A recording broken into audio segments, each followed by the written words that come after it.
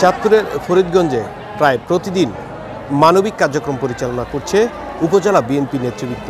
মূলত উপজেলা বিএনপির আহ্বায়ক আলহাজ এম এ হান্নানের পক্ষে তৃণমূল নেতৃবৃন্দ নিয়মিত শীতবস্ত্র বিতরণ, গরিব অসহায় মানুষের পাশে দাঁড়ানো সহ নানান কর্মসূচি পালন করে আসছে। আজকে আমি যেখানে দাঁড়িয়ে আছি চান্দ্রা আব্দুল হাকিম মেমোরিয়াল বালিকা উচ্চ বিদ্যালয় মাঠে এই শীতার্থ যারা এই শীতে কষ্ট পাচ্ছে তাদের জন্য শীতবস্ত্রের আয়োজন করেছেন।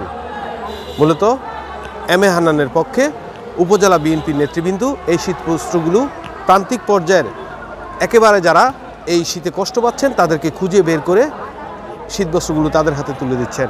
আমরা আজ ১ নম্বর ইউনিয়নে সহস্রাধিকের উপরে শীতবস্ত্র বিতরণ, কম্বল বিতরণ আমরা এখানে করতে আসছি।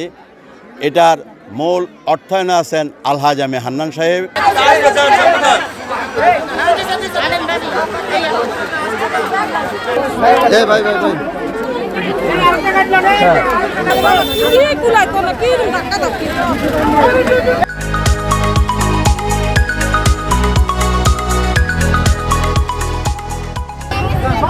আমরা একই সাথে দেখেছি শুধু এই শীতবস্ত্র নয়, বিএনপির নেতৃবৃন্দ কিন্তু অন্যান্য যে মানবিক কার্যক্রম রয়েছে সেই কার্যক্রমগুলো করছেন।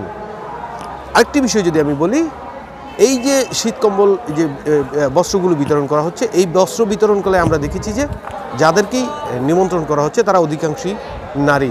এখানে কিন্তু পুরুষদের আমন্ত্রণ করা হচ্ছে না। বিশেষ করে পুরুষদের উপস্থিতিতে অনেক সময় এই বস্ত্র বিতরণকালে হট্টগোলের সৃষ্টি হয়, আর নারীরা উপস্থিত হওয়াতে এখানে কিন্তু একেবারে নিরিবিলি ও শান্তশিষ্ট পরিবেশে শীতবস্ত্রগুলো তাদের হাতে তুলে যাওয়া যাচ্ছে।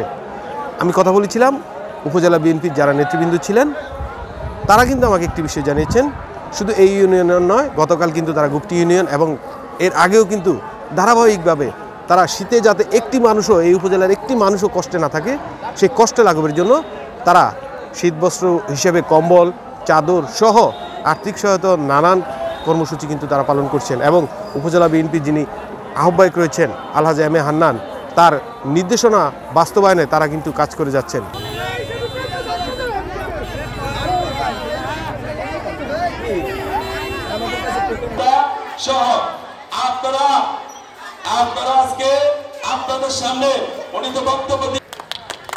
আমরা আশা করি বিএনপি নেতৃবৃন্দর এমন কার্যক্রমে উপজেলার একটি মানুষও এই শীতে কষ্টে থাকবে না। প্রত্যেকটি মানুষ শীতের মাঝেও গরমের উষ্ণতা অনুভব করবে।